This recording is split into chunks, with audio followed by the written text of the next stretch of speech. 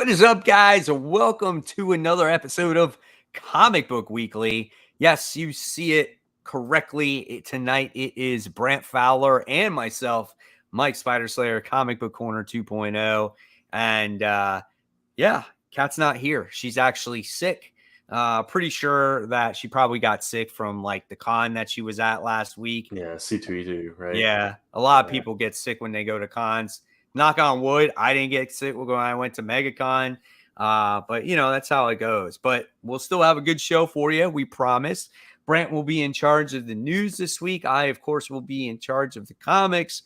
We're going to talk about all that news, all that comic book news. And then, of course, we're going to talk about more of all that SpiderBoy stuff. The new book that came out, the book that people have been specking or that started specking on this week, that's been out forever. So we got a great show for you. Just want to welcome a few people on real quick before we jump into it. First, we have Cool Dude who's on, right? We have Parker Luck. And then we have Sean who's on, Infamous Mike Manhattan. So we got quite a few people on right now, and I'm sure the audience will build as it goes. And we'll do the best on taking your questions. We'll try to get to as many comments and stuff like that as we can. .com on saying hey. So let's go ahead, Brant. Let's start off with the comic news, and then we'll jump into that main conversation there. Yeah, let's do it. So let's start with I'll save all the X stuff for the let's see. Well, it's all X-Men stuff. I think there was one thing you wanted to talk about, which was there's a new Batman Beyond title coming. The next era after that whole I forget what the big bad was called, that thing, that tech that took over the whole city. So that was after the White Knight series, right? Is that basically where this is taking place from? I guess so. Like they had the last miniseries they had was some kind of AI that was controlling Neo Gotham. I read a couple issues of it, and it was pretty good. And I fell off of it for whatever reason. I think I forgot about it. Yeah, I think I did too. You know, so I'm a little bit lost of where we're at right now. Yeah, but I might check it out just because obviously it's Terry McGinnis, and I want to see what new adventure that he has. You know. Yeah, and at least it's an interesting concept, and it's got the writers that are doing Captain America right now, the one that Kat and I are reading with Steve Rogers. Mm-hmm. So I mean, it could be good, and it's like something about the mysteries of old Gotham coming up, and I think people go missing and that kind of thing. So it sounds like it has a little meat behind the story, at least. Yeah, what I read. Exactly. Right. So hopefully, it'll be a good one. And hopefully we won't forget about this one. Oh, well, right? Yeah, exactly. So many books. It's hard to stay on all of them. Did you want to talk about this Harley Quinn book? Nobody had marked it. I think Kat added it late. What is it? Red, white, and black? Yeah, black, white, and red. Yeah. I don't know, man. We've had so many of these red, white, and black books, and it's just like now DC's doing it too, and they're both doing it, and it's just like, honestly, I'm just not into anything that Harley is putting out these days. The only thing that I thought Harley is really good in is the Batman series right now, the Batman and Joker series, where she's actually in freaking character. To me, right now, Harley Quinn is just comedic and reminds me of Deadpool. And I just don't like that. I don't like the turn that they took when it came to Harley that way. Gotcha. No, and I get that. It's like I've tried so many Harley books. It's one of those books that I keep trying over and over again, and I just cannot get into it. So, yeah, me too. Yeah, unfortunately. All right, so let's dive into all this X news because there's a lot of it. So we'll start with the Iceman creative team. I'll just cover that real quick because, again, that's the writers from Captain America. So it could be – and the story actually sounded cool. It sounded like he's actually going on a hero journey this time. Mm-hmm. So that could be fun. And, maybe I'll try it out now. So, you're still not going to try it? I might. There's so many, like – X-Men books now. It's ridiculous, and they're all getting their own individual series. And I don't know. Yeah, no, I get it. It just seems like it's like Iceman books never do that well. And it's like, does X-Men or does Iceman really need his own series? But Yeah, again, it's something that I might try the first issue, and if it entertains me, then I'll definitely, I'll talk about it. It might be a good book to talk about on my Worthy One series too. So it yeah, might be that's worth true. the issue one to give it a try. And let me correct myself. I'm getting my titles mixed up. That is not the one with the Captain America team. This is Steve Orlando, who's currently writing Scarlet Witch. Is going to be Oh, writing this. okay. Gotcha. So, but still, the story sounds pretty good to me, and I actually am enjoying the Scarlet Witch story. So, I'll give it a shot. So, Let me we'll get see. this question right here. It Yeah, says, "Hey guys, so not sure if you you guys guys are are aware. aware, but Chip Zdarsky is visiting comic shops all over Cool. Canada in about a month. I don't collect Batman, so what would you suggest that I get signed? Daredevil. Daredevil, or he did that crossover issue, right? Oh yeah, he did Yeah, do the one where he crossover. was in it. Yeah, Yeah, yeah, there's you that. could do that. What else did he? I'm like drawing a blank on I know, right? stuff It's that like he's I done. know he's known for other stuff. I just can't. It's not coming to me at the moment. Let me look him up real quick. See what his like most known thing is. Uh, um, criminals, Oh, sex criminals. That Stillwater. still. Oh yeah, Stillwater just ended. So yeah, that would be a good one. Yep. Man, we are really bad tonight. We read all these books, and That's the problem. That's we read so many books you forget off the top of yeah. your head. He read. I mean, he wrote that short Jughead series too. Oh, I'm just saying. gotcha. Like, Yeah, so there you go. there's some Infamous Mike stuff. Yeah. Manhattan says, "Have you guys seen the Super Mario Brothers movie?" Not yet. I saw it. We were gonna go with my brother-in-law, and he's been in the Oh, were you hospital. really? So yeah, so Nice. yeah, couldn't go quite yet. So It's good. yeah, It's I good. figured it would be. Listen, it's not the most in-depth plot, but if you're thinking of an in-depth plot when it comes to a Super Mario Brothers movie, then you're gonna hate the movie. But you Yeah, shouldn't, because it's just like you never played the game for the plot to begin with. You played the game because it was fun, and the movie is a lot of fun, and the acting in the movie is really good. Jack Black is so awesome in this, and Pratt was fine. Everybody was really good in the movie. yeah, So I think you're going to enjoy it a lot. yeah. No, I'm sure I will. It just looks fun from the trailer, so I'm excited for it. So we'll see. Cool. All right. Let's see. Make sure there's no more.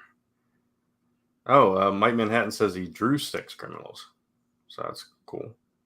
I didn't realize that. Um, I went to the wrong tab. Let's get to the next news story and continue out with all this X-Men stuff. We got Marvel returning to the Days of Future Past, so it's another one of those flashback series, I think, and telling untold stories in that timeline. Yeah. Um, something. So Yeah, Days of go ahead. Future Past was like 2 issues, I think it Right. was. Yeah. And so now they're going to make it like 4. Yeah. And what he said was, you don't have to read the original Yeah. to get what's going to go on here. So I think that's actually really good. Yeah, yeah, and these flashback series, they're hit and miss, but for me, I think more than not, they've been pretty good, pretty solid. Yeah. Um, So I like almost all of the flashback stories except for the X-Men ones.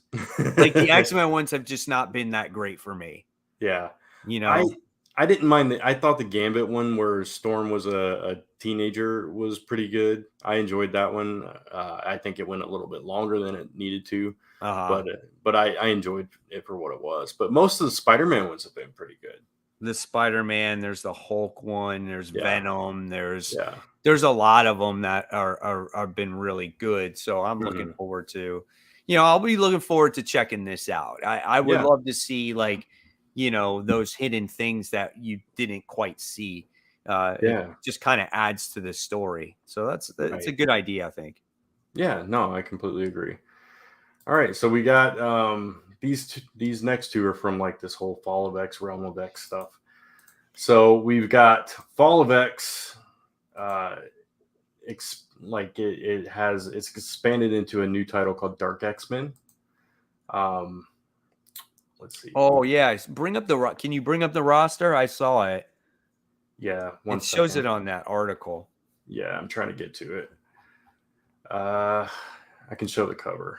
Yeah, let me open that in a new tab. There we go, and present, share screen, find the right one. There we go. Yeah, so we got Madeline Pryor, we got Havoc, Gambit, Archangel. It's a Wolverine clone named Albert, Azazel, and I forget who the other two are, but you see two other characters on the left of the screen. Yeah, who's that dude? The dude on the left? I have no idea who that is. Let's see. Let me see if I can find their names. Is that Zero? I'm looking. All right, here we go. Implate is one of them, and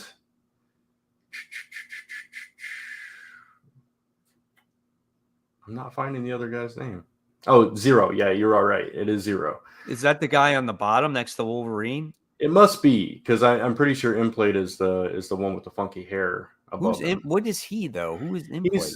He's from Generation X. He was like a former villain in that book. Oh, okay. I know nothing about that guy. Yeah, I read a fair amount of Generation X, but it was a long time ago. Right. So what do you think about it? Like, I'm curious why Gambit is in this. Yeah, that's the one that's a little weird, right? Because I mean, Havoc makes sense because he's with Madeline, and Archangel if he went dark again. Yeah. But Gambit's an odd choice. I don't know why he's there. That could be interesting. Why he's there? He's the wild card. Oh, no pun intended. Maybe they need to steal something.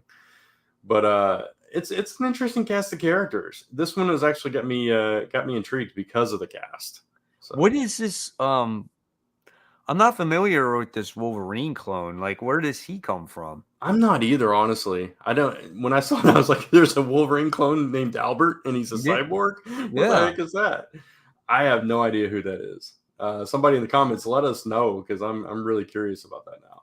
Yeah, I am too. You know what? This is a title though that I am interested in because I like villain books, and I feel like sometimes we don't get enough of them.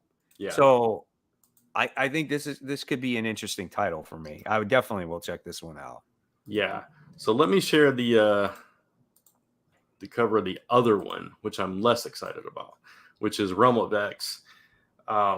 This is featuring Magic and Moonstar, and let me see if I can find the roster on this one. Marrow, Curse, and Typhoid Mary.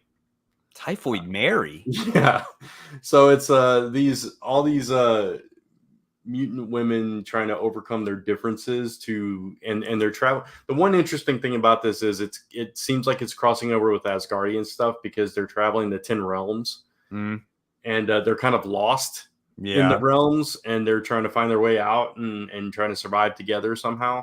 So at least it's an interesting concept. I just don't love the cast aside from Magic. So that one gives me pause. I don't know. I mean, I'll try it out too. You know, I mean, we'll see what happens with it. This is one of the ones like I might not be drawn to this one myself, but we'll see. Yeah, exactly. So some X stuff going on in the works there. And I think that is all the news except for our main topic, if I believe. Yeah, all the comic news anyway. So let's get into that main topic, which is SpiderBoy Spec. It is it's gone crazy over the past few days, huh? Yeah, so I mean, I talked about it. We talked about it last week. We were wondering, like, who do we think that SpiderBoy is? And then all of a sudden, people are jumping all over this. I did an actual review for SpiderMan Weekly where I talked about the Spider-Man book and I talked about SpiderBoy. And there is people going crazy over this book. And first, it started off as cover price. Then it wound up going to like $5, $10. And now I saw prices going up as much as $25 to $50. Now, that's for this book right here, that's for this variant cover, which I didn't even actually get a cover of. This was sent to me for free. This really? one right here. Okay. So this was the one that everyone was freaking out over last week. Right. And you had to put in an FOC to actually get this because this was a spoiler variant. But you didn't know what this was like. And you didn't know that there was going to be a new character in here. Mm-hmm. So all of a sudden people found out about it and everyone was freaking out about it. And exactly. so that was that. So now I looked on eBay and I think it was like $50, $40, $45 for this book. And it's like, and he was in like 2 pages. And I guess he's going to be, a story will be told with him like in the next Edge of Spider-Verse book that's getting ready to come out. So he's going to be told there. And then people are talking about buying up that other SpiderBoy variant, which the one you just showed on the screen. So if you want to show that on the screen now, you can do that because this one was on Cover Price's top 10 comics of the week.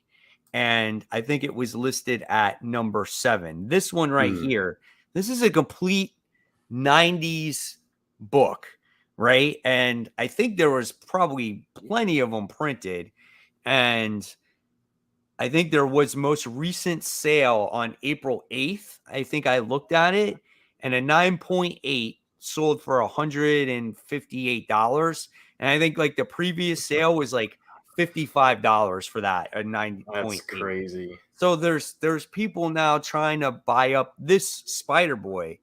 I don't see this any connection to the current SpiderBoy and this book right here. And people are like, well, this is the true appearance of SpiderBoy, but this is like a Marvel DC like crossover thing, right? Right. This was if I'm not mistaken, it was like Spider-Man and Superboy amalgam. It was like they did a bunch of these amalgamation characters back in the day. So, and it does say amalgam up at the top of that cover. So that's what I'm assuming that is. Right. Do you have this book? I do not have that book. No. I think I do. I'm pretty sure I do. It's somewhere in my collection. I gotta have this book.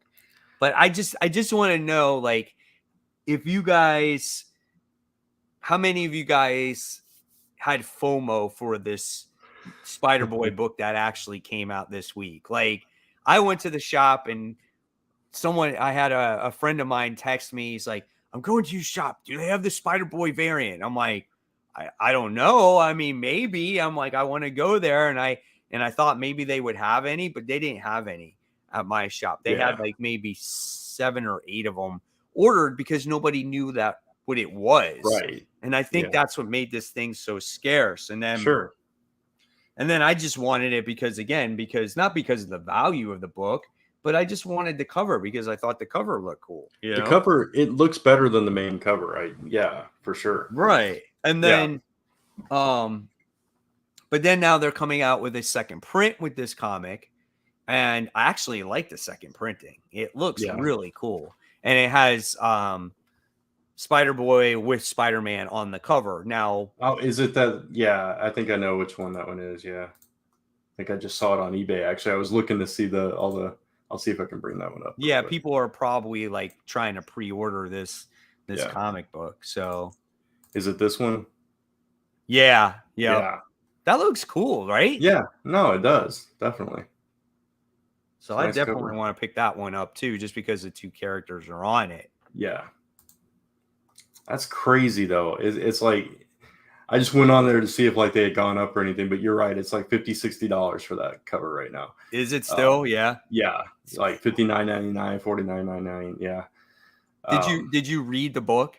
Yeah, I read the book, which is why I'm like scratching my head because it was such a short introduction for the character, and then he was just like, oh, you don't remember me? I'm bummed. Bye. And it's like you would almost think that's like a cameo, right? Yeah, right, and not a full appearance. Like it's interesting. They did show him, yeah, they do show him, and he's on this cover.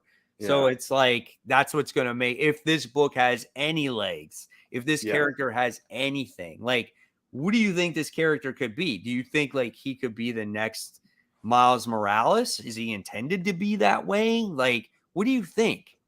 I think they're trying to do the next Miles, the next Gwen kind of thing, and just continue on that train because it served them very well with all the Spider-Verse stuff, right? So if they can create another one that kind of takes off, then they just keep growing that family, I guess. I think they tried that with Alpha and it failed miserably. But I know, we'll but see. when you think about it though, when you created Miles, and Yeah. Miles is a great character and he was Mhm. great in his own universe, but Right. he struggled in the main universe, right? And then Yeah. you introduce Gwen, really Same good thing. Yeah. series that she was introduced in, and then she had her book in her universe. Ever since then, she has struggled as well. So those are like your two, like, I guess most recent new Spider characters that kind of Mhm. have legs, and people don't know really how to write them too well, even though Miles series currently is pretty good. Yeah. What do you do with Spider-Boy? It's just like, do we Yeah. need another character like this? Yeah, it's almost like somebody I think Serenity said it was very similar to Alpha's attitude, and it's like, are they trying to create their own Damian Wayne in the Spider-Man family?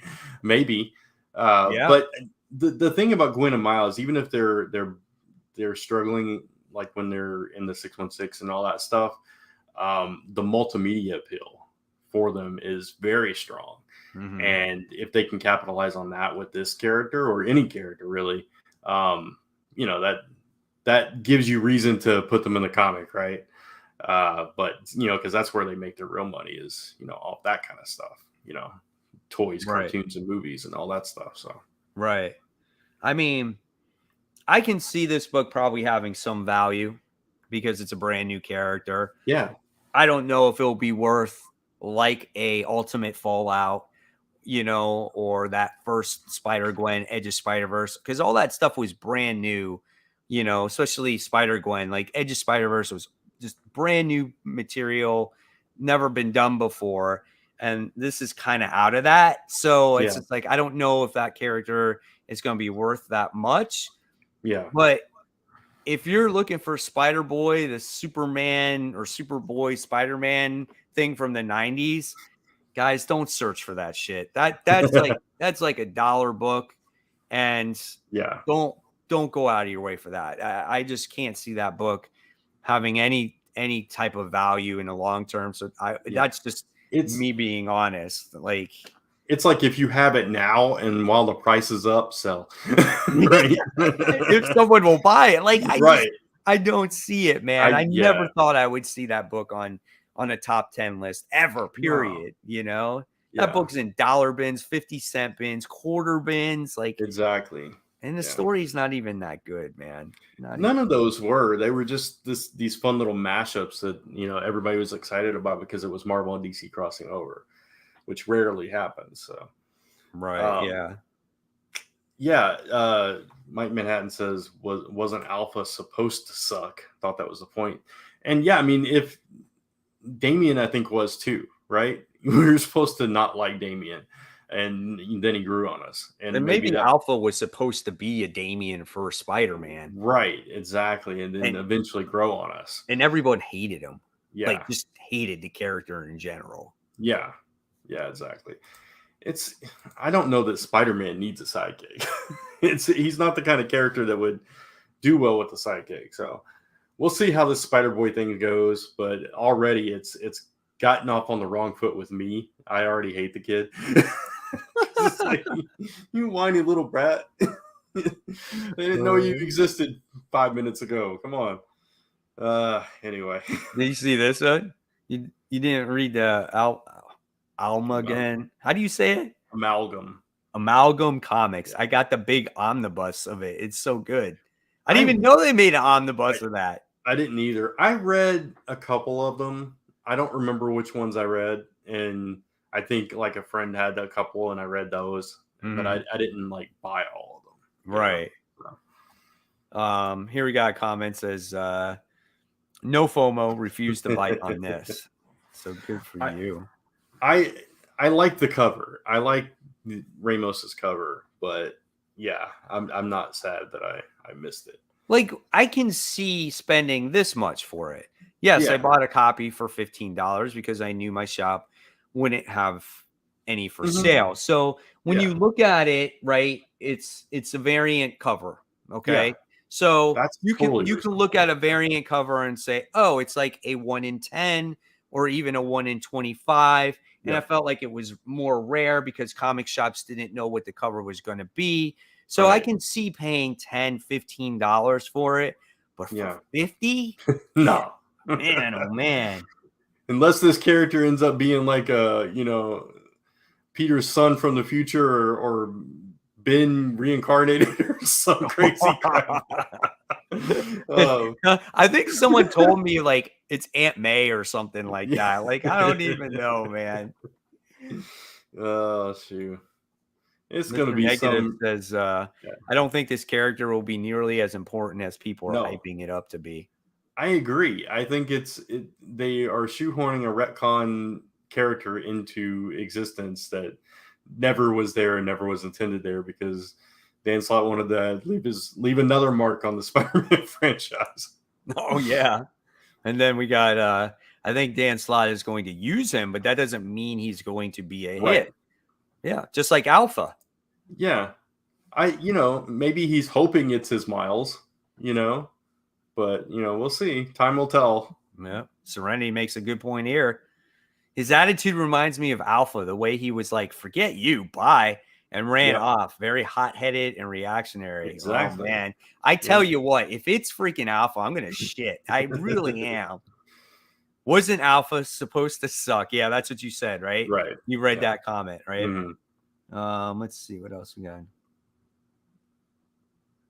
What else? Who came first, Damian Wayne or Wesley Crusher? Wesley Crusher. Wesley Crusher is who? Star Trek Next Generation. Oh, see, I'm not a Star Trek fan, so I wouldn't know that. I mean, that was years and years and years ago. Uh-huh. So, Damien hasn't been around quite that long. Gotcha. All right, so there's our little SpiderBoy talk. Like I said, don't go out and buy that 90s book. I mean, if you want to, to read it and check it out, do it, but I wouldn't buy it for Spec at all. Not at all. We're like going way too far with that. Yeah. No, I completely agree with you. I mean, who would is to think that book right there would be worth more money today, right? Yeah. And now you got the trailer, the most recent trailer of that movie, and Spider-Man 2099 is like a main focal point in that movie. So I have a feeling that book right there is going to go up in price. I do have that book. So yeah. So buy that. Yep. Buy Ultimate Fallout if you can afford it. But yeah, for sure. All right, so let's get into some of that media news then. You wanted to talk about the Superman animated show teaser, the My Adventures with Superman thing coming to Adult Swim. Did you see it or no? I saw it, but there wasn't much to it. So I just was curious on what you thought of the animation of it. I thought the animation was fine. I mean, it's not the best, not the worst. No, I thought it was a little simplistic. Yeah. And his suit was like a mashup of like his like current suit and New 52 suit. Right. Yeah. It was a little different. More of the flares that the New 52 version had. Yeah. And he did seem younger. So I wonder if they were going with that style. It seemed like it was like more towards the beginning of Lois and his relationship, right? Mm-hmm. Or connection or whatever. And with Adult Swim cartoons, I think they are typically simplistic cartooning animation styles. So I don't know. I don't watch any of them, but from what I've seen, I haven't watched it in a long time. Yeah, right. And I have YouTube TV, so I don't even have Cartoon Network right now. Yeah, I don't know if I do or not. We did have YouTube TV. We recently switched to Sling because it was cheaper. So I don't know if we have it or not. I haven't checked. Gotcha. All right, so that's that. We've got speaking of animated, we got a Stranger Things animated series ordered at Netflix. I'm actually excited about that. Yeah, I'm excited because think about what you can do with the animation with a show like that. Yeah. Oh man, that could be so good. I mean, you could go like the show itself like went really far with the special effects. Yeah. You could push that even further with animation. So I mean, that could be really cool. But we don't know that like too many of the details yet because of like what the show will be about or when it's centered or who's in it or anything like that, right? No, and I mean we still have the one season left, right? So we got to finish the story, and we're probably not going to find out details about this too much. So I don't know if it's going to be like it says it's a spinoff, but I don't know if it's going to happen like afterwards or if it's going to be like a prequel or what the deal is. But yeah. Either way, I'm gonna watch it. Oh, absolutely.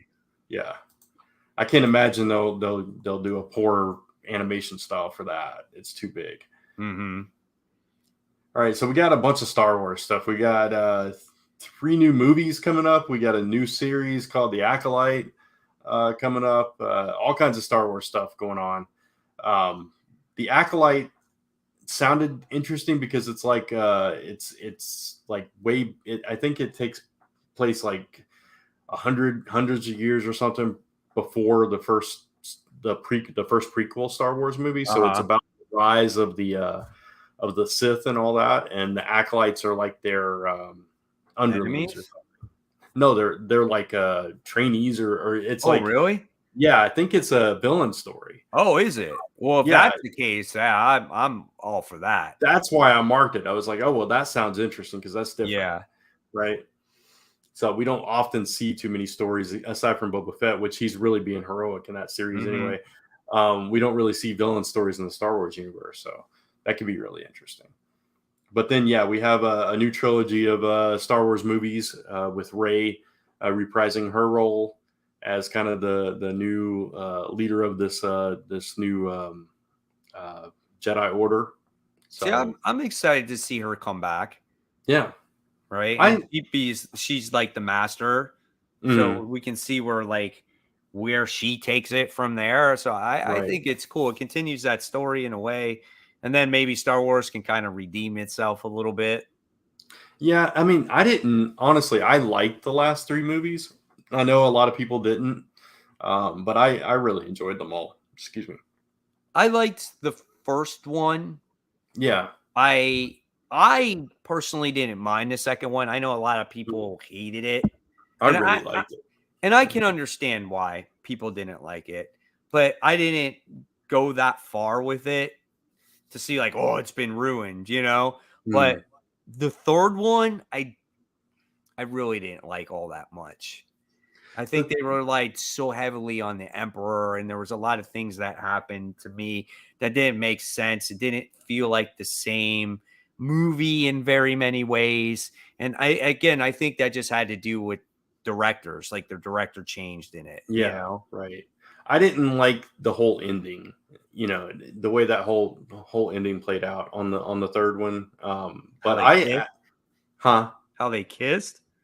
Yeah, just the whole kiss and everything. It just wasn't how I thought it was going to go. Right. And so I was a little iffy on that, but the second one I actually really liked. I know that it was a different vibe, a different feel for a Star Wars movie, but I really liked it, and I liked the characters that they had in it. So it is what it is. The first one was really good, but if you look at that movie and you look at the original first Star Wars movie, the story is exactly the same. The progression is the same. Everything is the same. Absolutely, 100%. But it's like Star Wars tradition. You got to blow up a Death Star somewhere. Yeah. First movie, third movie, fourth movie, or no, I'm sorry. I guess the 7th movie, I guess we should say, So you always got to do that.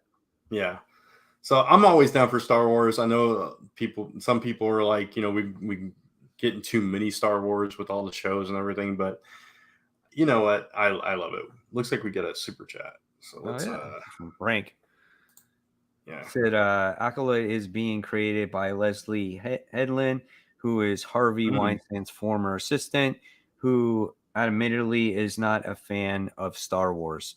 It's not going to be good. Frank is he's makes like he's made the shows and stuff like that. So Yeah. he's very knowledgeable in the industry. Right. So I actually believe him. I actually can yeah. take So his word for it. in other words, it's probably going to be a very different vibe than we're used to with Star Wars. So Yeah, absolutely. okay. But I'll definitely check it out. We'll see what happens with it. Yeah. Thanks so much for the super chat. Yeah, absolutely. Thanks, Frank. So good. All right. I'm curious to hear in the comments below. We're going to take a minute here with Star Wars. Yeah. And I want to know what's everyone's favorite Star Wars movie. Oh. Favorite Star Wars movie. We got plenty of them. So go ahead and put it in the comments below. Go ahead. I'll tell mine. Okay, I'll go ahead. it off. So I love all of Star Wars. I'm just going to put that out there. And I like movies that most people didn't like, except for Phantom Menace. Nobody liked that movie. But my favorite of all time still stands as Empire Strikes Back. Yeah, hands down. I have to agree with you. I think that was my favorite too. I saw Star Wars when I was really young. I think it was re-released in the movie theater when I saw it. And I remember seeing it with my mom. And I remember the scene of Darth Vader walking down the hallway in the beginning. Yeah. And I remember the trash chute scene, when they're in the trash. But then I remember I was a little bit older and I saw Empire Strikes Back in the movie theater. I was freaking blown away by that shit. I was just like Boba Fett, Darth Vader, the freaking Hoth scene, like just all that stuff happened. Like Han Solo gets frozen in carbonite. I'm your father. Like it just like all hit the fan in that movie. And I was just blown away by it. Yeah. Jedi I liked. I thought the effects were really good in it. I love like all the dogfight scenes and stuff like that. But I hated the Ewoks, dude. I could not stand them. I'm like, wow, come on, man. I don't need Ewoks in here, So I felt like they tried to make it a little bit too comical, but I did appreciate like the Emperor and the scene between Luke and Darth and all that other stuff. But Empire for me for sure. I'm seeing a lot of love for Revenge of the Sith in the comments, and it's interesting because when I saw that, I was like, okay, this is my second favorite. Now I don't know if that still holds true now, but when I saw it, I actually really liked that movie. Revenge of the Sith. That's the last one in the the prequels. Right. It's the birth of Darth Vader, basically. Oh, you know what? I did like that movie. I liked seeing him go down that path. Yeah. And then him just trying to overtake his master when he just couldn't do it. And it just showed you like the pure rage that he was going through and the anger and just what happens to somebody when they go down that complete path and how much pain and suffering that he's gone through, I appreciated that a lot too. Yeah. I'll tell you, I got so giddy when the helmet and the mask came off for the first time, and then you're sitting there and then you hear the and awesome. I love the breathing apparatus of Darth Vader. Always love that. I remember like when I was a little kid, I would just be like it's just menacing. It's so crazy. And when they first put that thing on and he's just like, you hear that breath and that gives you the chills, man. That's what it does for me. It's just like it hits that personal note, I'm like, oh man, it's crazy stuff. Yeah. So I love it. So let's see, what do we have here? So we had A New Hope. I saw opening night in 1977. Wow. That's pretty cool, man. Yeah, That's that's really awesome. awesome right there. What's this one? I walked out on the movie when Chewbacca was killed off screen to somehow survive to the next scene. What was that? The first what movie was that one I don't in? That was remember. in I think that was the first movie of the newest ones. Okay. Didn't Chewbacca die then? I don't remember, I'm pretty honestly. sure he did. Oh man, was it? Yeah, that's what I thought would happen. You know, I've only seen these newest movies like once each. I I've seen bits and pieces of them because they'd come on TBS or something, and I Oh would catch yeah. it. I would Yeah, catch a yeah. little bit of it. Some people hate the Obi-Wan show. Did you watch it? I really like the I Obi-Wan show. liked it. I thought it was Yeah, good. yeah, I thought it was really good. It was great to bring him back, and it just Hmm. added something to the universe. It added some continuity to it, right? Yeah, So exactly. that was good stuff. What was this one? The Force lightning blew up the shuttle he was supposed to be on, but he wasn't. Ah, okay. All right. All right, cool. So yeah, that was our little Star Wars talk. We don't talk about Star Wars all that often, so It's because Cat's not a huge fan, so we don't get a chance that that's often. true. But I can honestly tell you that Star Wars is the reason why I love all the shit that you see here today. Hmm. That was my first like science fiction introduction to all these fictional characters ever. It was Star Wars. It might have been mine too, honestly. It was either that or no, it had to be that because I think my parents took me to the drive-in for one of those. Oh, really? Yeah, I'm pretty sure. And then my cousin and I we had Empire Strikes Back on VHS, and it's the only one we had, so we watched that one over and over and over again. um, but it was our favorite, so it worked out. That's funny. I still have VHS tapes of Star Wars. Do you? Yep. I don't know if I do or not. I don't think I do. Maybe somewhere. All my VHS tapes are packed in boxes. So before we continue, guys, I appreciate you guys watching. We've had up to 50 people so far watching, and if you like what you see, guys, just make sure you give it a thumbs up, just so we can get other people to watch the show. Yeah.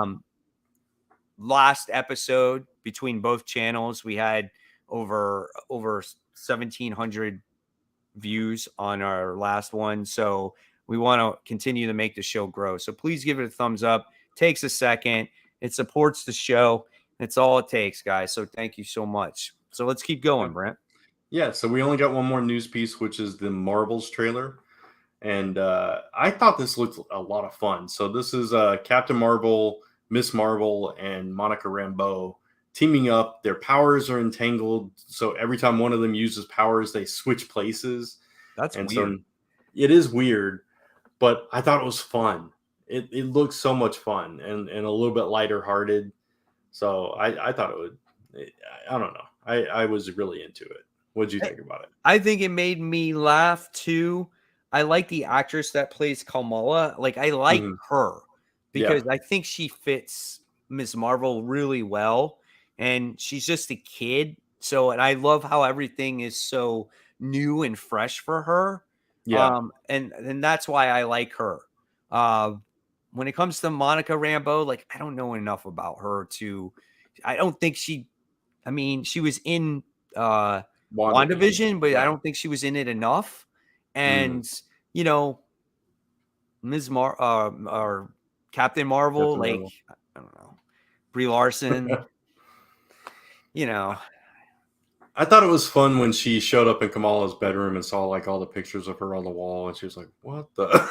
Yeah, I am This too, is and funny scene. hopefully we get to see that more fun side of her because she's Yeah. so serious in the other movies. True. And to Yeah. see a fun side of Captain Marvel would be kind of cool. So Yeah. hopefully it is a good movie, but at the same time, I want it to accomplish something, and hopefully it does Yeah. accomplish something. Yeah. No, I agree. But I'm also looking for it just to be a good time and be entertaining and stuff. And I think everybody was kind of like, or at least I was. I won't speak for everybody in the world, but I'll speak for me that I was just a little bit underwhelmed with the Captain Marvel movie. Just because I was expecting a little bit more out of it. I think. Yeah, me too. So yeah, no, I totally get where you're coming from with that, but hopefully it'll be good. It looked good from this trailer, so we'll see what happens with it. Yeah, absolutely. All right, so that's all the news. We're going to be diving into some of the comic stuff, and we'll actually go in a little bit more depth too of that Spider-Man issue on what it was about also. And before we get going, we'll talk about Brant's Kickstarter too. Thank you. That's what I was about to say. All right, let me screen share that real quick. There we go. All right, so we got 7 days left. It ends next Wednesday, actually. And we are very close to goal. We're like 78% funded at this point. So come check it out. We're actually announcing a new thing tomorrow and then a new thing Friday and all kinds of cool stuff going on. It's a cyberpunk action thriller, urban fantasy comic. It is by Luca Frigerio, Lorenzo Ree, and Stefano Ronconi. And I am actually drawing a mystery cover for this book that is an homage to a popular franchise that is cyberpunk themed. So having a little fun with that. So go check it out at lastimberpress.com/dragon. Again, live through next Wednesday. So that's that. And just a quick reminder also, Kat has a Kickstarter going on too, Like Father, Like Daughter, a superhero drama's grand finale. And it has 8 days left. So both of them ending middle of next week. I got to ask you something, Brant. Yeah. When was the last time you drew a cover for a comic book? I've never drawn a cover for a comic book. Really? Not for publication. Gotcha. I've drawn my own like fun stuff like back in the day, but the last time I drew like a piece that actually got published, which was a pinup, was probably like 10, 15 years ago. Really? Yeah.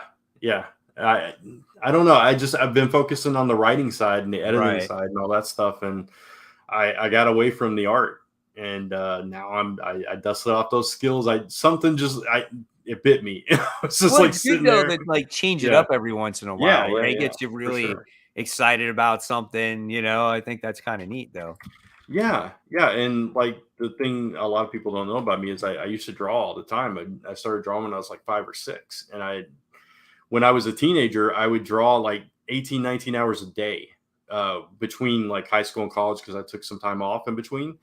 I would just like draw all day and all night long, and I would draw my own comics and all that stuff. And so, yeah, it was fun to get back to it for a little bit. That's cool. All right. We got a couple of new viewers that hit the show and says, hello, just got here. What's going on? We just talked about the news, and we're going to be jumping into this past week's comic books. So hopefully hang around for that. And then we have Louis, he says, sup, Mikey and Brant, where's Uno? As we said at the beginning of the show, Kat is out for this week. She's not feeling well. She'll be back next week. She went to con last week, and I think she wound up getting something from there. So she said she's battling a cold, so she just wants to rest up, and she'll be back next week, guys. So hopefully we're providing a decent show for you. We know that Kat is the one you guys really want to see all the time. So, and we're just, the supporters here. So, yeah, hopefully you're having fun. But let's dive into this week's comic books. So we're going to start it off with, once I switch over here. Oh, okay.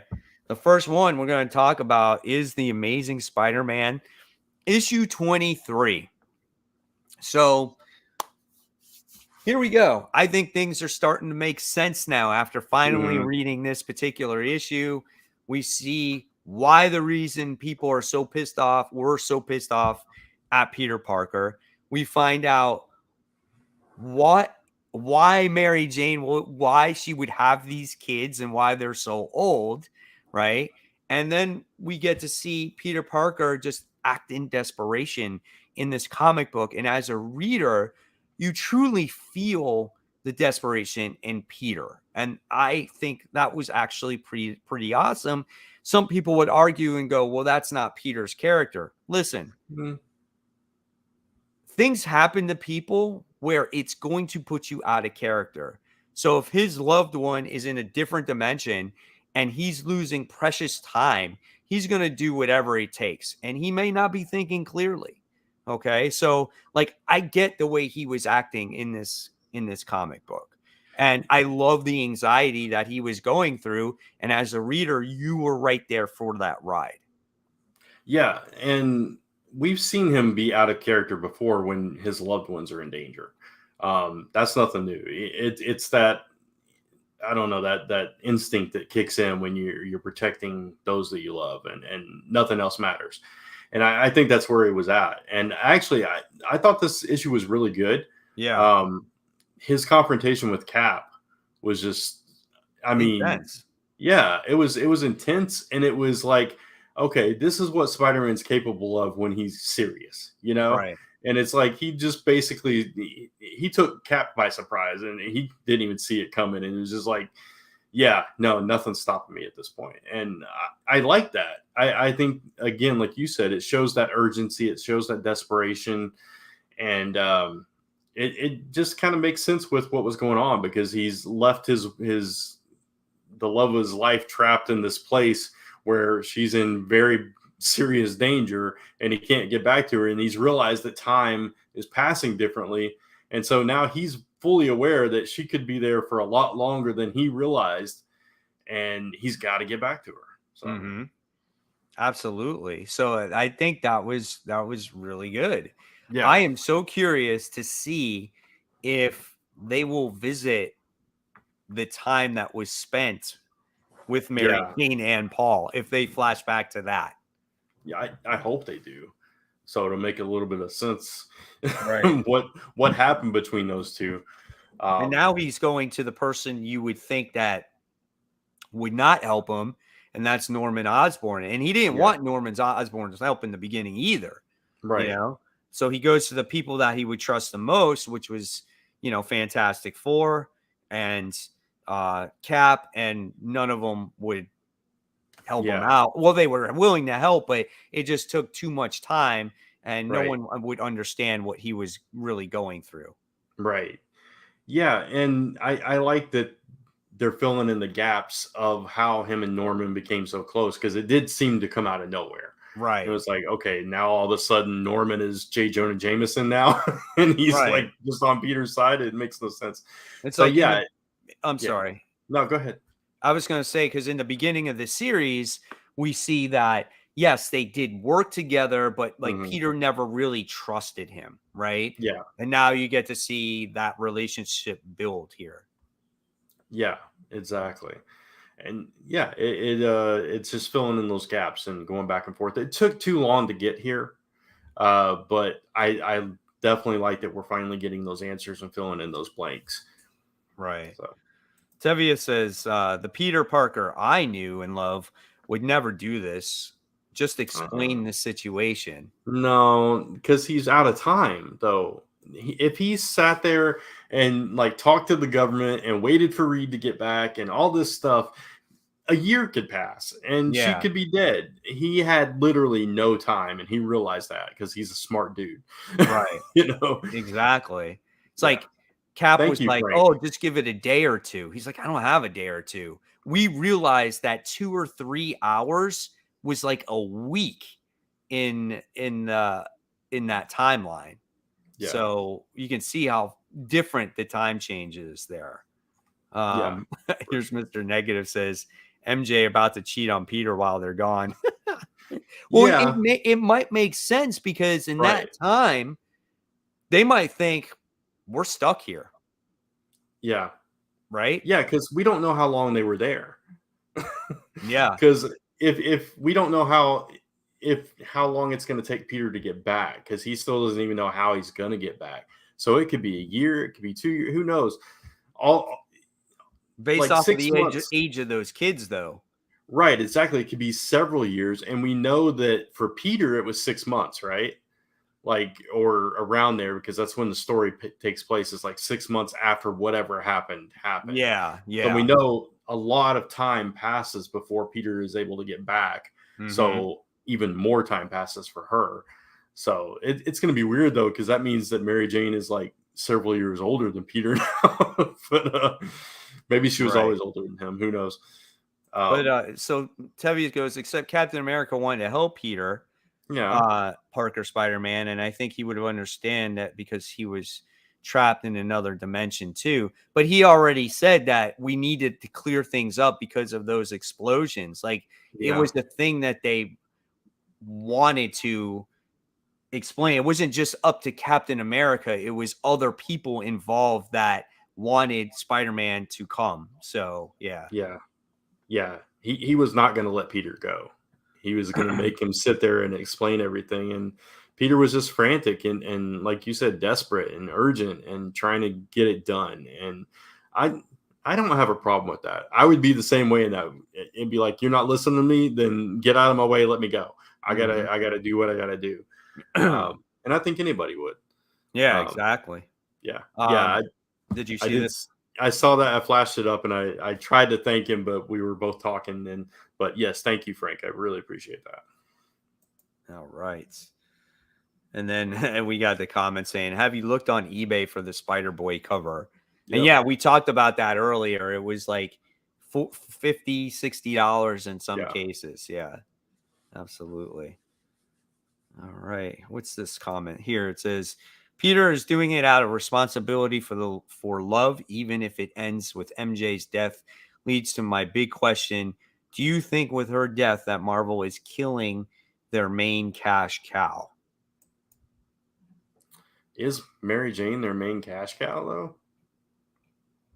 I don't know. I mean, Spider Man might be, but Yeah. I mean, people want those two together. You know what I'm saying? But I don't think people necessarily buy a Spider-Man book because of Mary Jane. no, She's not in every single book.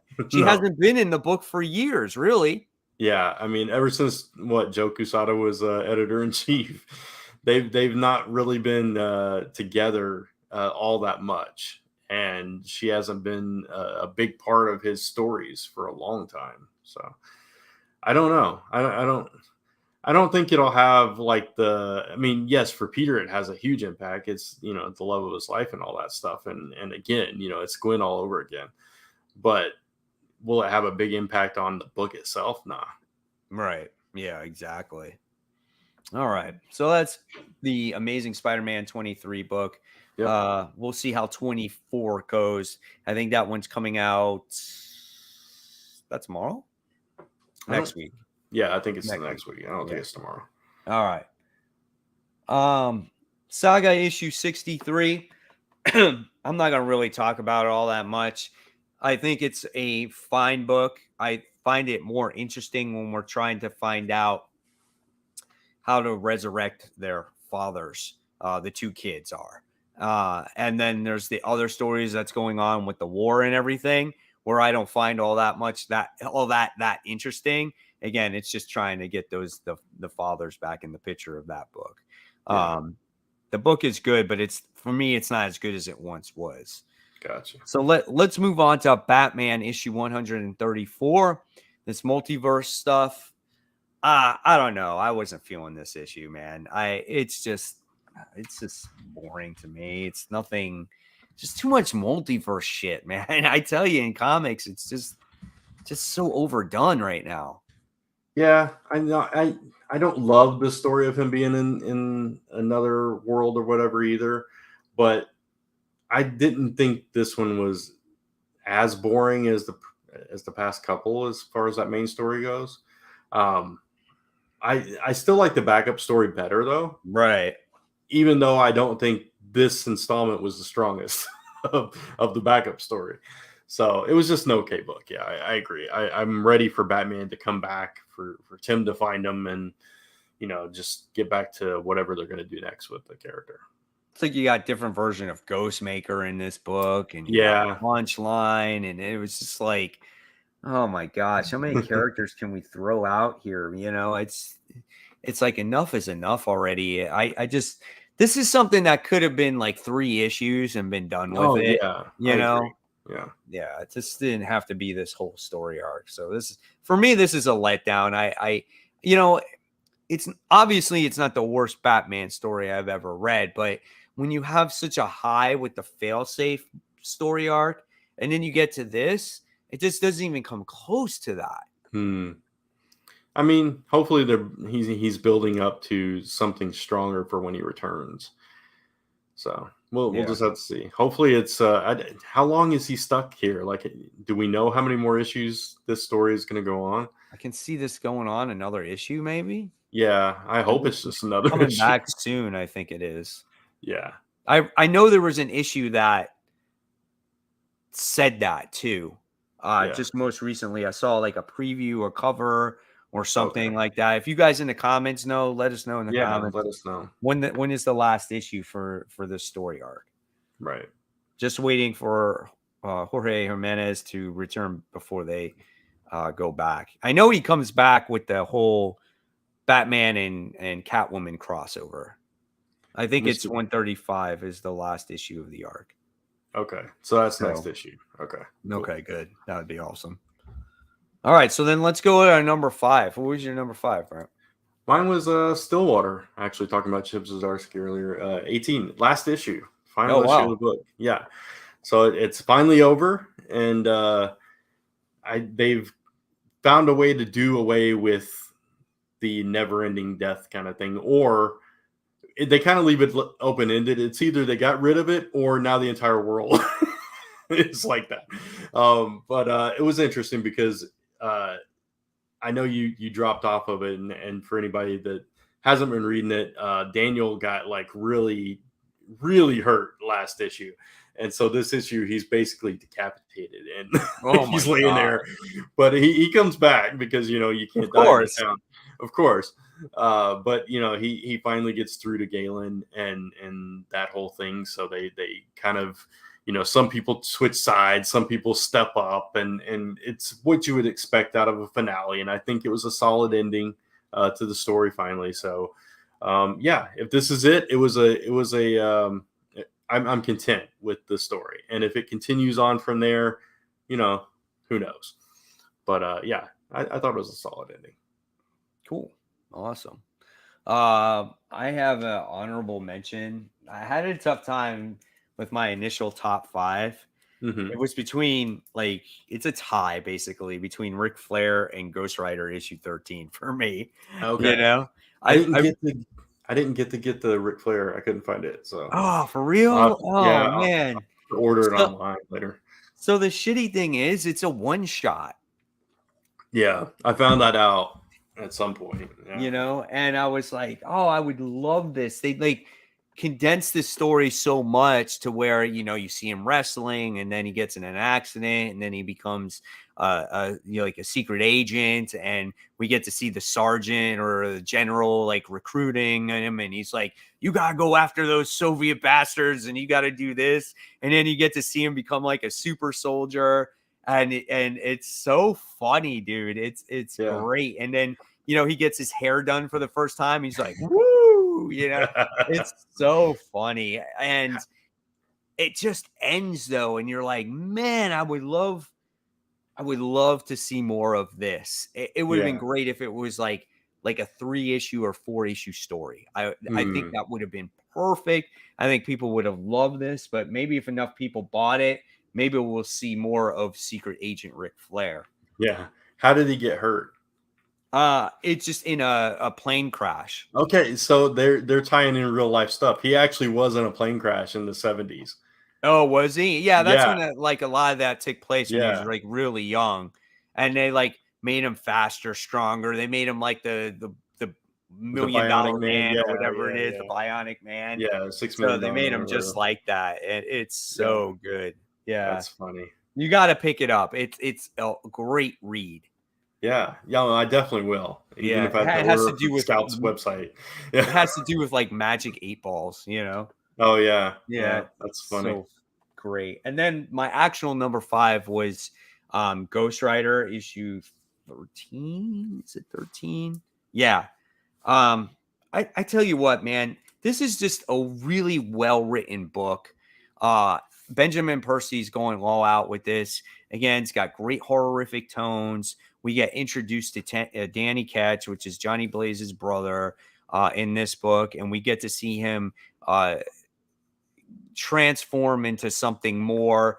There's this cult thing that happened where a whole bunch of people died, and we get to see Johnny Blaze doing this investigation thing.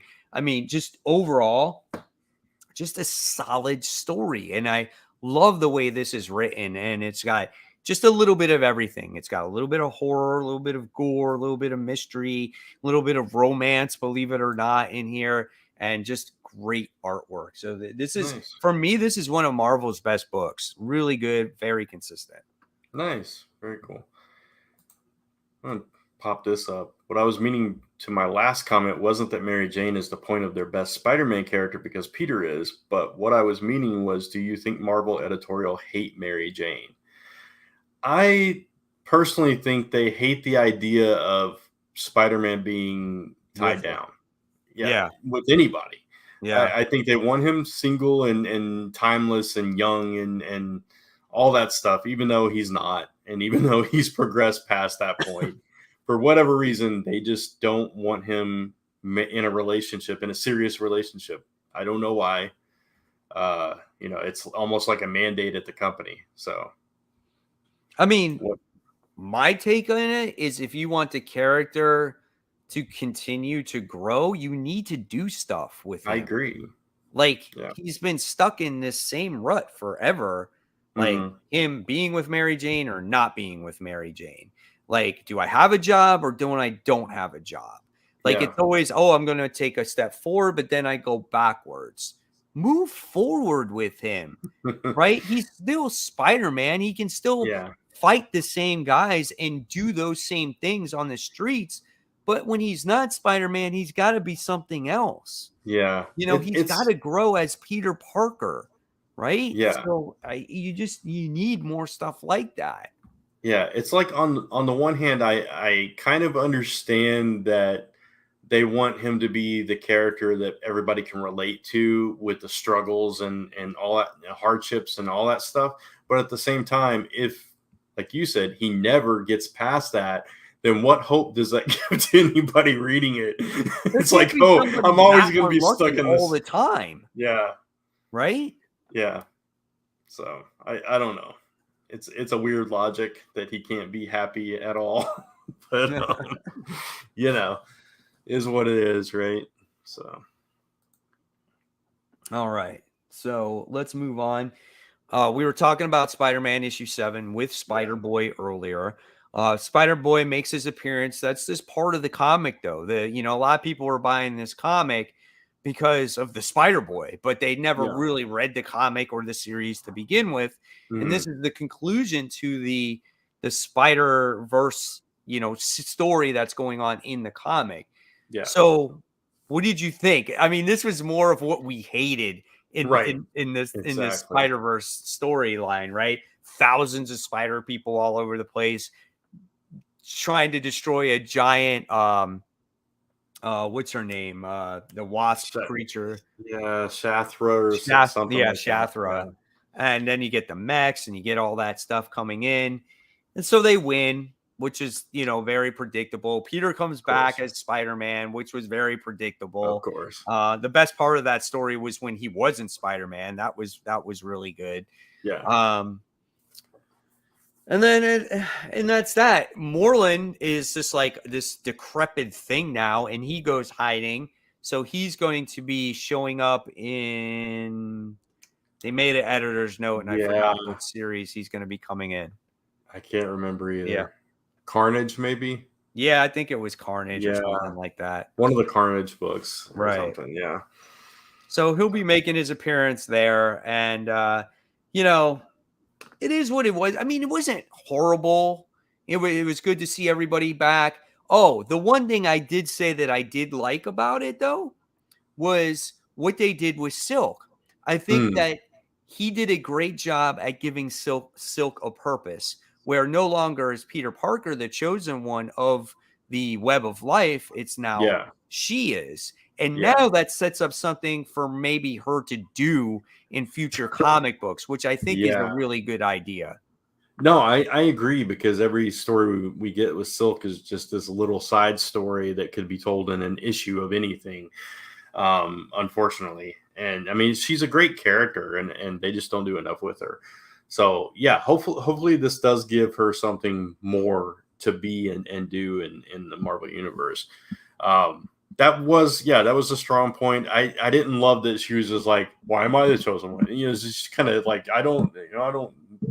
She's I'm like, not Peter's up for back. You this. can Yeah. have it. And he's like, he like Right. takes off too. He's like, nope, I just found out that I'm in charge of my universe. And he's like, peace out. Yeah. So, this was more, like you said, more of what we were getting, which was this kind of chaos and a little comedic flair, and, stuff like Mayday saying, how long is my dad can be stuck like this? I don't know. And all this stuff, and that kind of weird, crazy stuff. And then SpiderBoy, of course, which I already have negative feelings about. But yeah, I'm glad to see the story over, though. I am a little Spider-Versed out. So hopefully this movie doesn't that movie's going to be good, because the first one was really good. But yeah, as far as the comics go, they just haven't lived up to the hype, I think. But they just need to get away from it. Let the movies be the movies. Yes. The Spider-Verse movie was created based off of the comics. Like, I get that. Yeah. So just let the comics breathe and do something else. Right? Yes, absolutely. Yeah. All right. So let's move on. Let's talk about the conclusion to the 1 Minute War, Flash issue 796. Very predictable issue, in my opinion, which you can expect. This was that type of series, which I really enjoyed. Don't get me wrong. Right. But right from the start, you were like, okay, everything's going to get back to normal. They're going to beat the guys. Iris is not dead. We're going to get everything literally went right back to normal the way it was before the event started. So, I mean, that's basically all you can say. There were some good character moments in there. Right. And so, again, it was predictable. Yeah, there was some fun stuff like Bart and Max Mercury racing at the end. Some typical Flash tropey kind of things, which I liked. It was fun. It was a fine issue. Definitely not the best issue of the story, because it was so predictable and just kind of, it was just putting that bow on it, right? Mm-hmm. And there was like one art error that I kind of chuckled at. There's Iris is showing her hand to somebody, and she's like, oh, but it's her right hand instead of her left, and there's no ring on it. So she's looking at her bare hand like, ooh. So other than that, it was fine art, okay story, but as far as the overall event, I still really love this story, and I'm sad to see it end. Absolutely. And now we got a couple issues left. Yeah. And we expect some fun issues now for the last two, and then that's it. Yeah. Right. Yeah. So then we'll move on to Green Lantern, which I'll definitely check that out. For sure. All right. So what's number 4 for you, Brent? Actually, it was the Flash. So a little bit lower for this issue, but still my top 5. Gotcha. My number 4 was The Nasty. So I did not read that. This was actually really good. Was it? Yeah. I hadn't even heard of it until I saw it on the list. Yeah. Really good. It's about it takes place in the 80s. The kid is, falls in love with horror movies when he's like 10 years old. He's watching a slasher film. It's called Labor Day, like instead of Friday the 13th, right? And so his mom like kicks him out of the house, and it's like, you need to go out and play. And he's like, I don't want to go out and play. She's like, go. And so he goes out and plays, and the first thing, he doesn't know what to do with himself, so he creates an imaginary friend. And the imaginary friend is that guy on the cover. It's like a horror guy. Yeah. And so as time goes along, his imaginary friend is like, he's 18 years old and he still has his imaginary friend, which is hilarious. And he's made to be like Mike from Stranger Things. He looks just like him in the comics, right? Yeah. And he has this club that he goes to. He goes to a video store, and the video stores might close because there's a bigger place that opened up across the street. Yeah. So they're trying to have this horror festival, and the owner of the video store, she's got like this sacred VHS tape that's a horror movie.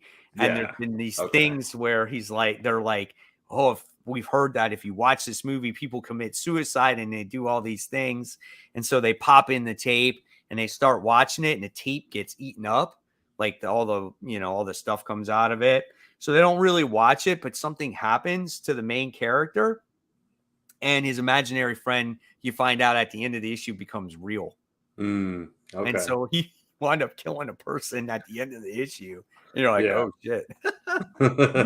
So it's kind of cool, man. It was a really good book. Not really like scary at all. Yeah. The artwork wasn't really like overly gritty or gory or anything like that.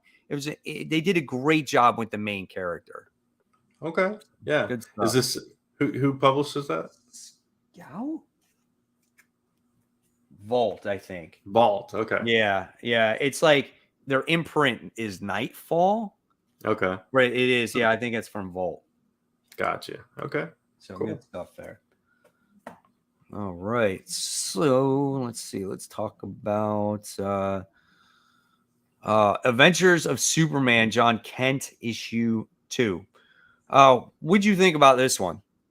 I like this issue. I so far I'm liking this book a lot, and we finally get to see, like, at the very end, Injustice starting to bleed over into this. I love the confrontation between him and Ultraman. It's like, are you my son? And it's like, oh, you got brought back to that, and you felt like John's kind of trepidation about facing him once again. So I thought that was handled really well. And then what happened with Ultraman at the end is like, oh crap. Did you not get like Man of Steel vibes? Oh, definitely. Like he even looked like Cavill when he went to go snap his neck. I thought he looked like him too. I'm like, oh, I see where we're going with this one, Right. Yeah, that was definitely triggering, right, for people that didn't like that movie. Yeah, exactly. I like this issue too. Yeah. You finally got to see John like actually fight somebody. Yeah. Which was and good. He did the whole electric blue thing too. Yeah.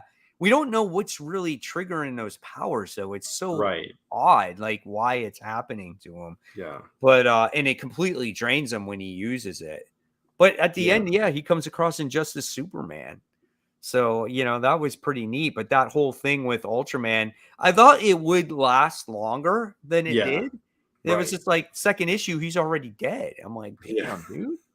It's like, no, this was just our introduction to get you into it. Now we're moving straight into Injustice.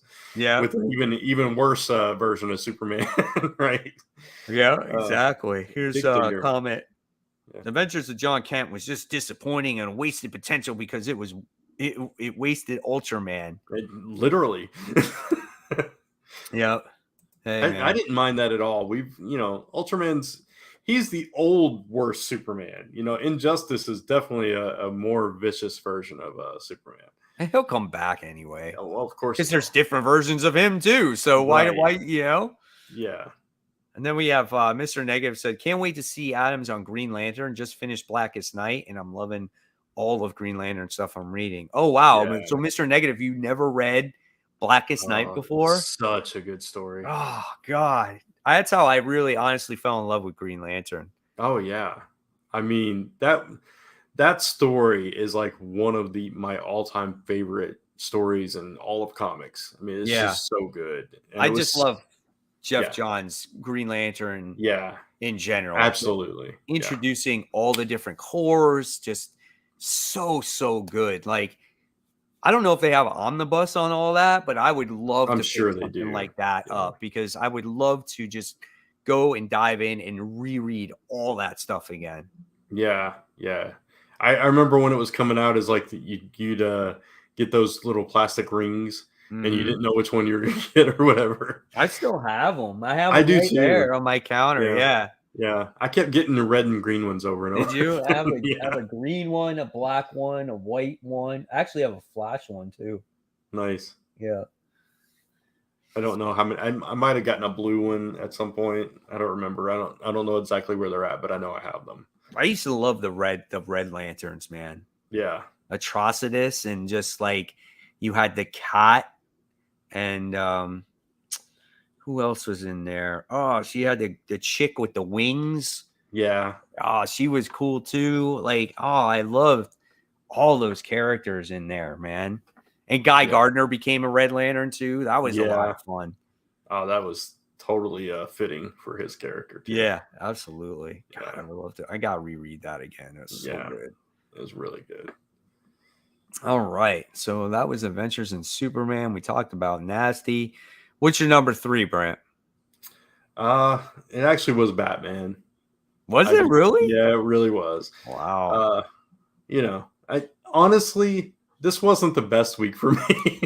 It was just like they were okay. Everything was just Right. okay. Flash was like, okay, Batman's okay. Mine was The Amazing Spider-Man. Okay. Yep. Yeah. All right.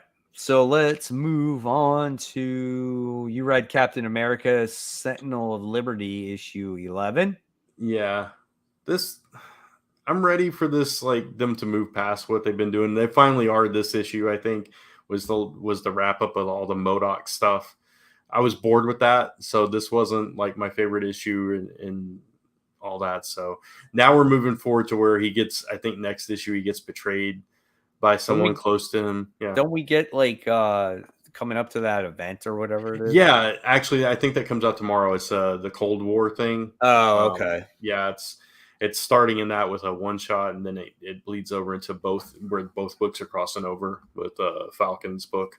I don't know if I'm getting that or not. I'm not sure because I don't know if I'll understand what's going on. Yeah, and it's like I don't read the Sam Wilson book, so it's like I don't want to have to read the Sam Wilson book because I didn't love it when I was reading it. So right. I don't know. I might be taking a break until this one's over. I might get the one shot that starts it off, see if I like it or not. But beyond that, I don't know. Gotcha. Might be done with Cat for a little bit. All right. Oh, here we go again. Hey guys, where's Cat? Also, what's the worst art in the book this week? I know, Bronze Page, you weren't here. Cat's out. She's sick. Yeah. Got, I think she got sick she went to C2E2. So she wound up getting sick. So she decided to sit out tonight. So what was this other part of the question? Also, what's the worst art in a book this week? Trying to make us negative. I don't know. I'm going to go with Bermuda. I was about to say I'm not a Bermuda fan, so that would be my default answer. But that scene with Cap was actually pretty decent, so I'll give him that. So yeah, Bermuda for me because Peter was all beat up again in this issue. Yeah, and he's like big swollen purple bubblegum jaw. Yeah, it's so bad. I just laugh every time that happens. Yeah, and then their necks are like when someone is turned around. It's like impossibly turned. Yeah, he's like an owl. It's like a 360 turn, and he's like turning around talking to people. It's so crazy. I know he's not our favorite. No, but we know people love him, so it's all subjective. So funny. The funny thing is I have a poster right here of his artwork right here on my wall. I was looking at some of his old Spider-Man artwork, and it's like, man, it's like night and day. It's so different. See, look, I got it. Yeah. See, but that cover is actually not bad. Yeah. Like, I felt like he actually took his time with that. Mm-hmm. So I was like, it was given to me from my comic shop, so I'm like, I'll hang it up. Yeah. Why not? All right, so let's go forward here. We're talking about we're talking about Nightclub issue 4. This was a good issue. I liked it. No, I thought it was good. I thought this was going to be the origin story, but it wasn't. Right. Yeah, it was all about, them getting taken to the hospital or trying to take him to the hospital and Yeah, the them trying to get ramifications him. of the building falling on them and Yeah, people exposing their secrets and actually dying. The guy catches on fire and he yeah, like dies and yeah, he comes back alive and there's just a mess was going on. And then you yeah. wind up finding out the guy that originally bit them is like, what are you idiots doing? You know? You're right. Yeah, And they're like, what? You know, but every time I read this book, I am totally so vested in this book. I really enjoy it. I mean, think about it, for $1.99, like it's a yeah. really good book. It has gotten better and better, and honestly, now I'm kind of wishing I switched this with Batman, but it's not in my top five. Sadly, it's right below it. Um, Gotcha. but yeah, the more I'm thinking about it, the more I really did enjoy it, and that like that first issue, I was kind of on the fence with it, Yeah. but it's every single issue, it's progressively gotten better for me, Yeah, I and mean, I think the yeah, characters are just like, it's like, oh yeah, we're gonna be the fun superhero things, and everything's gonna be so easy. And then YouTubers, yeah, all yeah, and that, then all yeah, of a sudden, just everything is just falling apart on them, and I think that's what I love about it. And you're slowly, getting to learn these characters. They don't overwhelm you with a whole bunch of stuff, and now yeah, you're slowly getting introduced to the villains in this character, and now yeah. you're going to learn a little bit more about the guy that actually bit the main character in the book. Right. Yeah. No, totally. And some fun stuff in this one, like when he's trapped in the morgue, he's like, "Let me out. I can explain. We just put 4 bullets in your head. You can't explain Yeah, it." exactly. And then he uh, tries drinking the blood, and then it's like yeah, it's it's just dry. It's like sludge. a dead Yeah. person's blood, and he's like, "Oh Right. shit, that sucks." He's like, it's like drinking sludge, So but he's still trying to learn also like how to be yeah, a vampire and whatnot. but all they could see on the camera was a pair of pants floating Yeah. in the air. See, it's just all Yeah. those details. That's what Yeah. makes it so It's much fun. fun. Yeah. Exactly. I agree. All So right. I'm officially switching that with Batman. Oh, So now it's Batman is no switched. longer my top five. There we go. There we go. There you go. Sometimes you just got to remember what you read, Yeah, exactly. I think it was one of the first books I read, so it's like, one of those kind of things. Right. All right. So then what's your number two? My number two was Amazing Spider-Man. Okay. So we just swapped that. Yeah, My number two is the book that is the better Batman book right now. Batman and the Joker, the Deadly Duo. gotcha. This book is good, man. I really enjoy this book. It's about this freaking chick who just like, supposedly died, and then she wound up getting resurrected, and she's the one that created all these Joker clones, and she's trying to evolution. She's trying to create like the next evolution of man where she can cure all Gotcha. diseases and stuff like Yeah, that, including herself because she was dead. And Batman's trying to stop her. The Joker's trying to stop her. It's crazy. It's chaotic. There's a lot of story involved, but you can tell that Silvestri took his time in writing this book, and it's just a really good story, man. Harley Quinn again is in character in this from what we're used to seeing her. Joker and Harley team up at the end, and they're trying to, go against Batman or after Joker teamed up with him. And he wants a specific thing, and you don't know what that thing is. So very, very good book, man. Love it. cool. Good stuff. I never read issue 2, so I fell off of it Oh completely. yeah, it's good. It's good. If it comes out with a trade, I recommend like buying the trade and then reading it. It's Nice. just a good, solid story. Yeah. I wanted to address this real quick. Why are no other companies following the lead of King Spawn and Nightclub and lower their prices? KO says. Um, I mean, Todd McFarlane and Mark Millar can afford to do that. is my short answer. It's like bigger companies aren't going to do that because they're going to squeeze every dollar they can get out Right. of it. But as Yeah. far as indie creators, they can do it. Right. But I mean, just think about it. Like Mark Millar just he has the funds because he's produced movies, right? Right. He's got Comics the is not Netflix his deal. only Yeah. way of making money. He makes Right. money in other avenues, so he can afford to lower a price on one comic book, right? And Yeah. same with Todd, McFarlane. because same thing. He makes multiple comics, and he decides, you know what, I'm going to keep all my Spawn comics at $2.99, Yeah. and look at all the other revenue he brings in, All the right? toys and the sports stuff and The all that toy, stuff. yeah, Yeah. exactly. So he feels, all right, if I want to get people to buy my comics, maybe I'll lower the price, and it'll get them to try out my comic more. It's kind of Yeah. like what Walmart does at their store, right? They lower prices on other things because they have such a wide variety of stuff, and that's what brings traffic to the business and to the store and to buy stuff. It's what they're doing. Yeah. So it's almost kind of like the rich get richer type of thing because they're able to afford to do that, you know? Yeah. Follow-up question. So you don't think sales increase as you lower the price? I mean, it depends on the creator and the company, right? So like somebody at a lower level like myself, the printing costs just demand that I can't charge something that low. But like somebody more known creators and stuff, they could probably do it.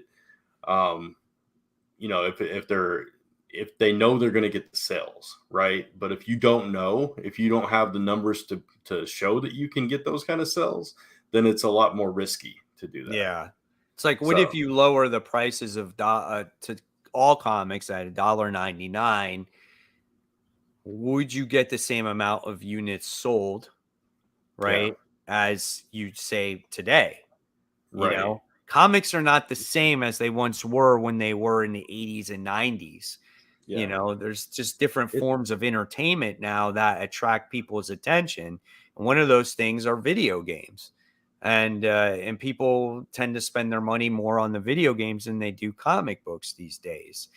Now, do I personally think if you lowered the price, you would grab more attention? I think you would get more attention in the niche. I think I would buy more comics. I think Brant would buy more comics because it's what we do. But I don't know if it would attract people that are not into comics, say, per se. yeah. I another follow up was, could DC and Marvel afford it? Yeah, they could. They won't.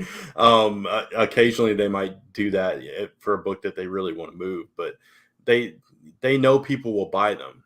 You know what I mean? So they don't have to do that. So they're not going to do that because people are going to buy them if they put them at $10 a piece. People are Mhm. going to buy them. But smaller companies would do it because that's more of a incentive for people to try out their books. But to get that price point down to where you can put that kind of lower cover price on it, you have to order thousands of books. Because if you're doing short runs, it's your per item cost is too high. So Mhm. it just, yeah, it depends. Yes, Marvel and DC could absolutely afford to do it, but they won't. Right. It's Yeah. yeah. I agree. I mean, honestly, I wish they would go back to that, and they might sell more books. I would even say, like, shoot, man, another way to do it to get people to buy more books is cut the amount of books you have, and Yeah. then you could get people to buy the less amount of books. Because say if you had 52 books and you cut it down to 25, maybe more people would more inclined to buy those 25 books instead of going, you got 52 books, there's no way I'm buying all those books, Right. you know. And Yeah. then they would save themselves money by not having those writers, by those printing costs and everything else. So, it is what it is. They're just going to do business the way they want to at the end of the day. Yeah. They don't care about us. All right. So let's talk about Spider-Gwen Shadow Clones issue 2. I'm dropping this book. I'm done. I knew you would.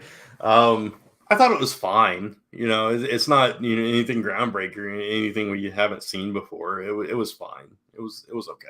It was Yeah, a decent read. I didn't hate it.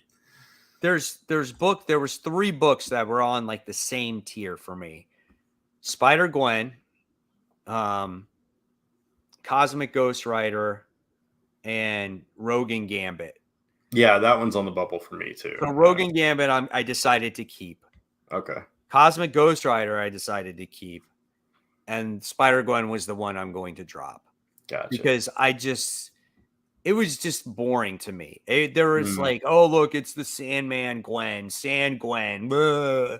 And they're just like talking, and it's just like, oh, let me take the implant out of your brain. And it's just going to go one character after the other. There's not going to be anything special in it. And you got Doc Ock and Gwen having this weird relationship with each other. It just, to me, it's dumb. I don't like it. And it's just, I could do without it. Yeah, no, I completely agree, and I understand that. I think Kat will probably continue to get it just because she loves Spider-Gwen. Yeah. And I totally understand that too. It's like that one and Rogue and Gambit were my bubble ones this week. It was like, do I really want to keep reading either one of these? And, yeah, I was really on the fence with Rogue and Gambit too, at that ending where they come across Black Panther and then he's going to like arrest them. Like, come on, he wouldn't do that. Like, he would understand what's going on and stuff. Yeah, exactly. So, but I might give it another issue to see where it's at. I do like the artwork in it. I like Rogue. I like Gambit. So it's just like, I don't know. We'll see. Yeah. All right. And then the next one is Radiant Pink issue 4. I didn't read it. So what do you think? I don't have a whole lot to say. It's like they're still jumping from planet to planet. They had befriended that giant cat creature, and he turned on them and was trying to make them slaves. So they were trying to find a way out of that. So it's basically the same story we've been getting since they went missing. And so there's not a whole lot of the one fun thing in this issue was that Radiant Pink's friend went to Marshall to try to get him to help find her. And he was just like, we're not a team. I don't know anything about her. What do you want me to do? It was just like very Marshall. So that was the best part of the issue for me though, was that part. Cause it was just fun. And it was tying in, Radiant Black and Radiant Pink together. So, gotcha. But yeah, it was just, it's a decent read, but it's not the best Radiant book out there. Gotcha. But I do enjoy it. Yeah. Cool. All right. So then we're going to dive into, before we get into the most anticipated, we're going to dive into that number 1 book. And what was your number 1 this week? Mine was Superman John Kent. All right. And then mine was Nightclub. Nice. Issue 1. Can't beat the story. Right. Can't beat the price. So looking forward to the next issue.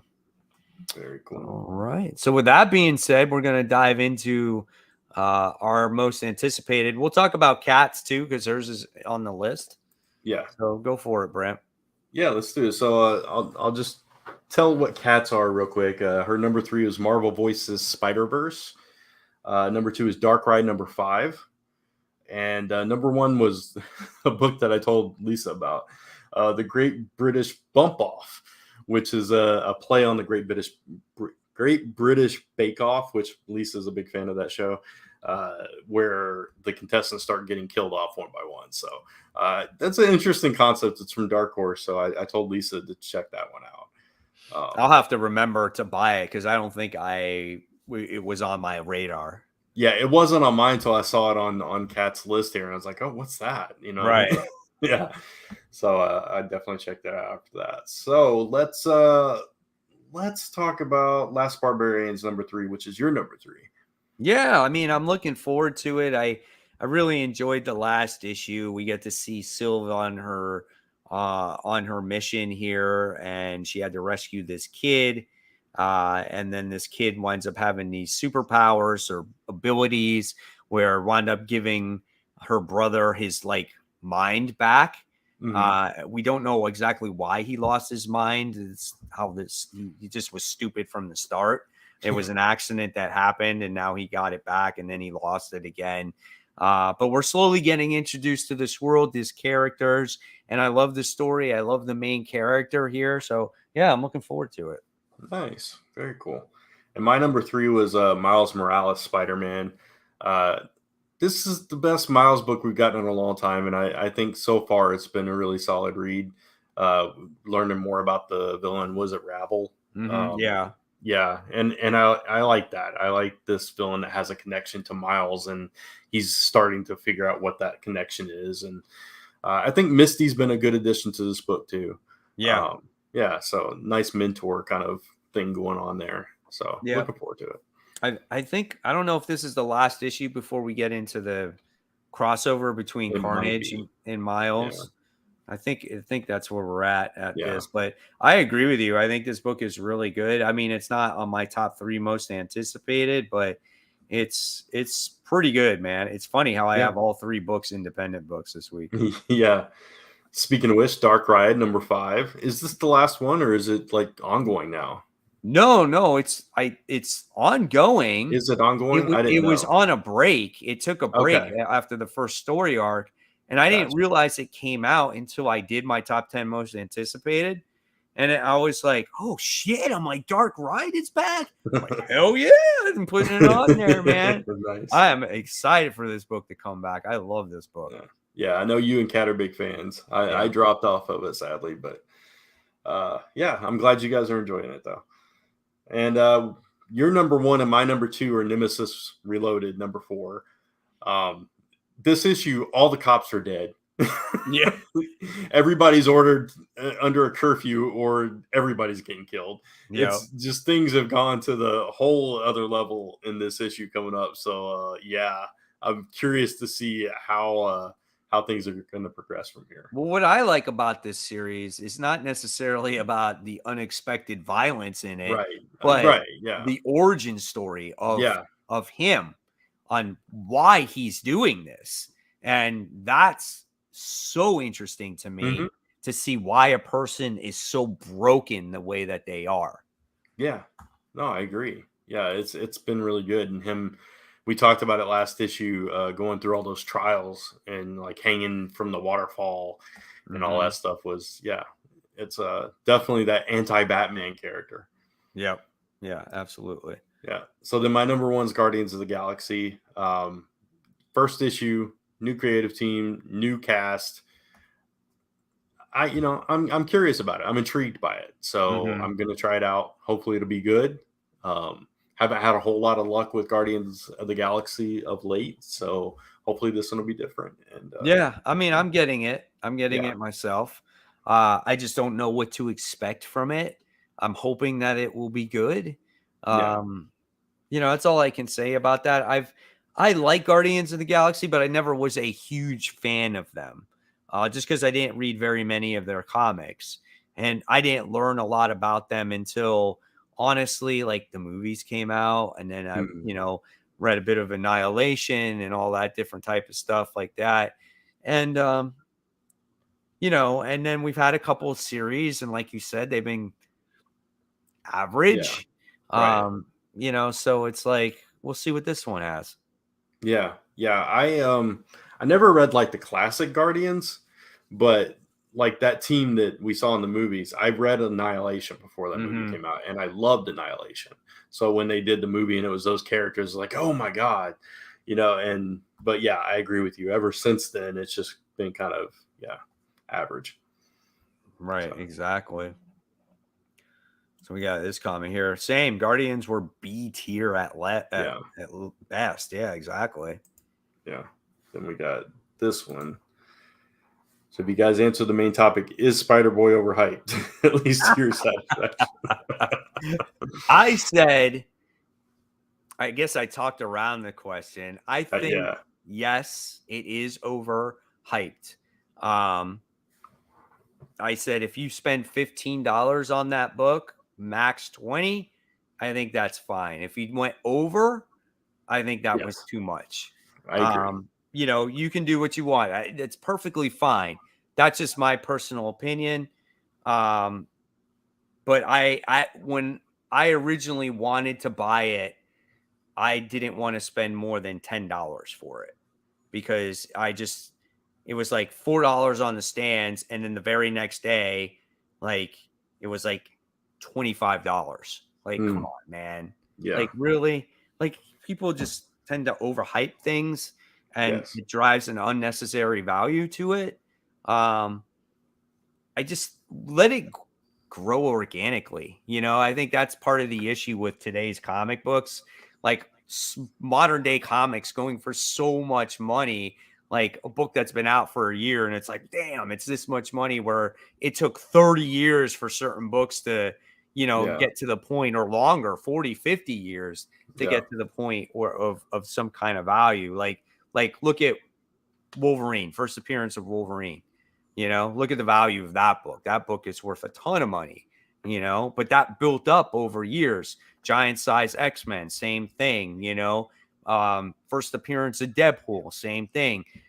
Spider-Man, 300, it had value, but it slowly built up. And then all of a sudden it was like, even Ultimate Fallout, I don't even think was worth that much money until all of a sudden the movie came out. And then all of a sudden it was like, boom, that book just exploded. So, it is what it is. I mean, I don't buy new comics for really spec purposes. Yeah. I personally buy them to read them first. Every single comic I buy, I physically read, unless it's a Hmm. variant cover. If I buy Yeah. a variant cover, it's not because of value. It's because of the cover looks cool to me. I like the artwork. I appreciate the art out of it, because most variant covers don't hold value. Most of Yeah. them don't. So it's one of those things where, I just buy comics to buy them. And if they're worth money in the future, they're worth money in the future. I like to collect older books, because I think it brings me back to a lot like my childhood, on books that I always wanted when I was a kid and I could never get them. So that's why I collect those. And I just love the way older comics are. So, uh, but yeah, Spider-Boy Spec, I don't know if it's going to have legs. We'll see what happens. Yeah. All right. So I So, think that's it. yeah, absolutely. So, I think we're going to close out the show. Hopefully you guys enjoyed it. Sorry Kat wasn't on. And like we said, hopefully she'll be back next week, which I'm pretty sure she will. She doesn't miss a show. And, every once in a while, we got to rest. So, thank you all so much for joining us tonight. We had a blast talking about SpiderBoy Spec and all of the other stuff. And hopefully you guys are able to find everything at the comic book shop tomorrow, or now today, in fact. And of course, guys, if you like this video, please give it a thumbs up on your way out. Don't forget to hit notifications so you don't miss when this show does go live. Make sure you subscribe to Comic Book Weekly YouTube channel and my YouTube channel, Comic Book Corner 2.0. And of course, follow us on the social media, Facebook, Twitter, Instagram, YouTube, MySpace, Snapchat. What else? What other things are coming out these days? I don't even know. Wasn't there another like thing that replaced Twitter? What was that thing called? Hive. Yeah, Hive. Yeah, Hive. Let's do Hive. Let's do that. Follow us on Hive. Do all that. Then we don't do that. Yeah, But thanks, guys, so much for watching. Hopefully you have a wonderful night, and we'll see you guys real soon. Take care.